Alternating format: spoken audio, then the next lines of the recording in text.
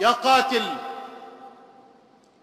يا قاتل، ماذا ستقول لربك غدا؟ ستقف بين يديه وحدك بلا منصب، بلا كرسي، بلا جاه. والله ستقف مجردا من كل رتبة، والله ستقف مجردا من كل منصب أو جاه. سترى القاتل واقفا والمقتولين يقفون من حوله، يدفعونه دفعا ليوقفونه بين يدي الله جل جلاله. كل مقتول قتل أوداجه، عروق رقبته تشخب دما في أرض المحشر. فتنة كسر الجيش الذي ما خان. وأنا أقولها لله على عرفات: لو وقع جيشنا في الخيانة لكانت مصر برك دماء وأكوام أشلاء.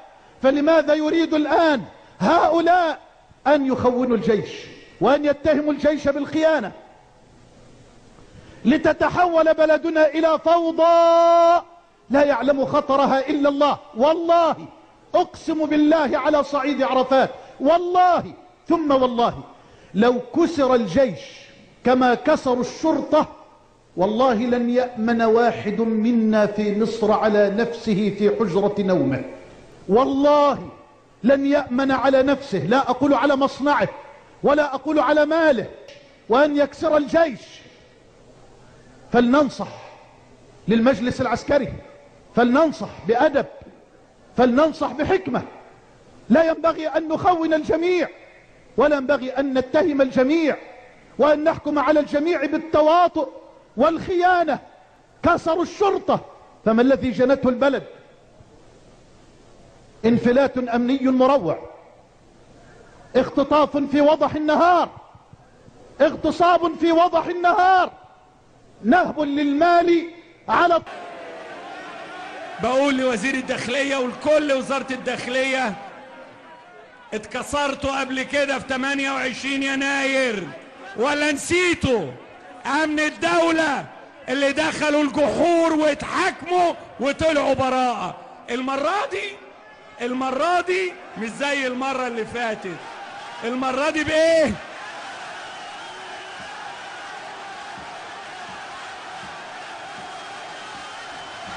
كسروا الشرطة، فما الذي جنته البلد؟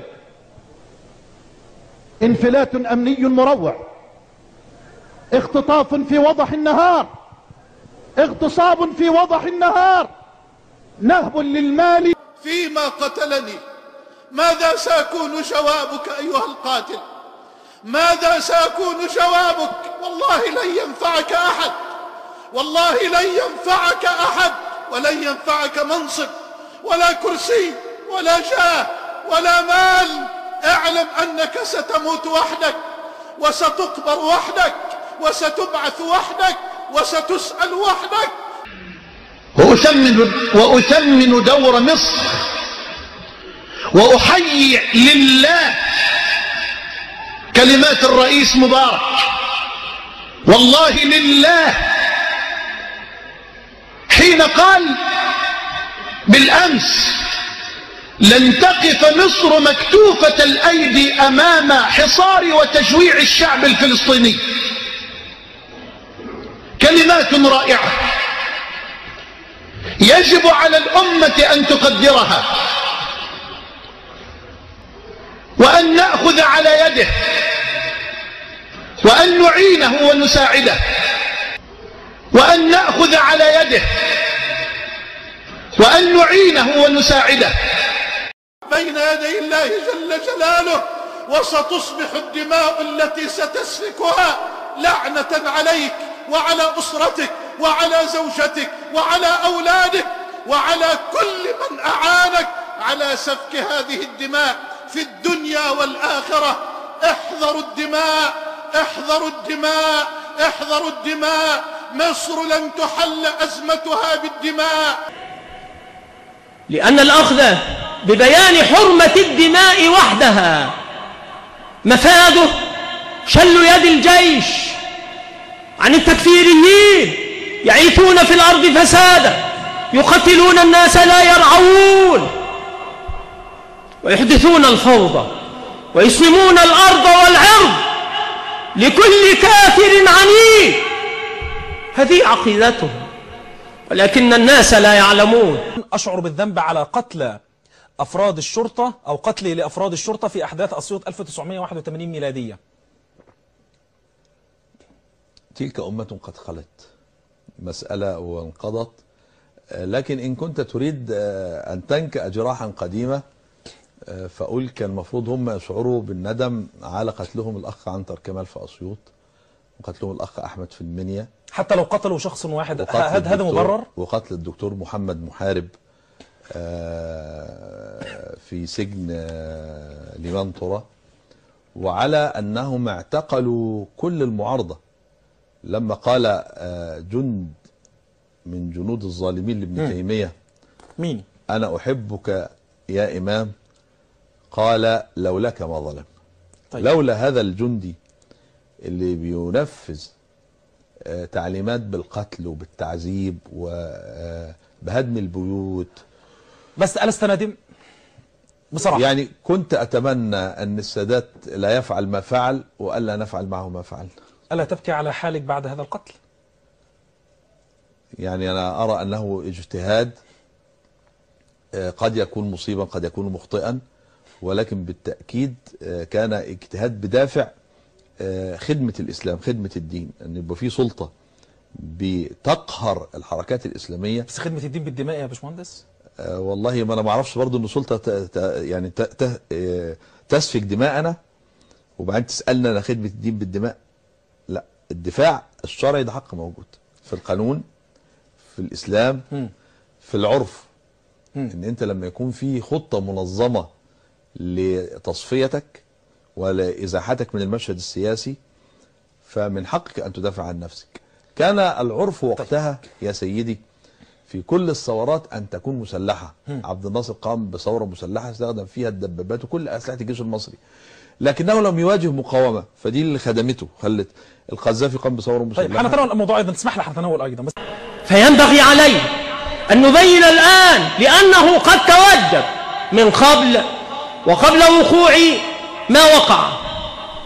كنا نبين حرمة الدماء وحرمة تكفير المسلمين، فلما تمايز الناس وصارت الخصومة اليوم بين الجيش والتكفيريين،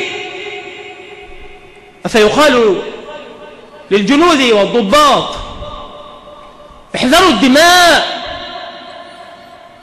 إياكم أن تسفكوها بإزاء قوم يكفرونكم ويستحلون دماءهم وأعراضهم وأموالهم ويعتقدونهم مرتدين كافرين أكثر من اليهود والنصارى. أقول للمجلس العسكري: كفاكم بلطجة، كفاكم بلطجة وكذب وتزوير والتفاف حول دين هذا البلد وحول دين الأمة وشعبها، رجالها ونسائها، أطفالها وشبابها. لا أقول لهم اتقوا الله، فإنهم لا يعرفون الله عز وجل ولا طريق لهم إلى الله عز وجل، فقد انقطعت الصلة بينهم وبين الله عز وجل وبينهم وبين هذه الشريعة الغراء، انقطعت صلتهم بالله وبرسوله وبدينه. هذا المجلس لا يعمل إلا لحسابه هو ولحساب أسياده في أمريكا والغرب.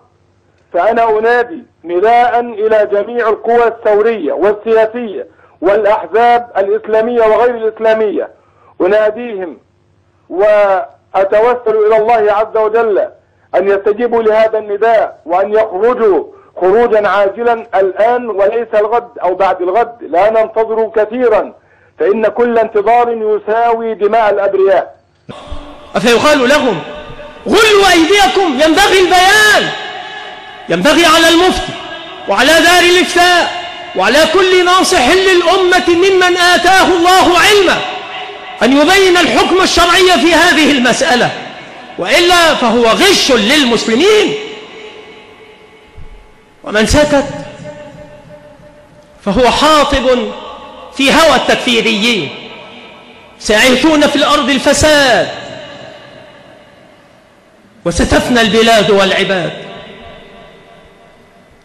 وستسلم الأرض الطيبة الطاهرة لأعداء الدين فإن التآزر والتآلف، وهذا من أعجب شيء يكون، فإن التآلف والتآزر قد وقع بين أولئك التكفيريين على اختلاف جماعاتهم وفرقهم، فكلهم يكفرون.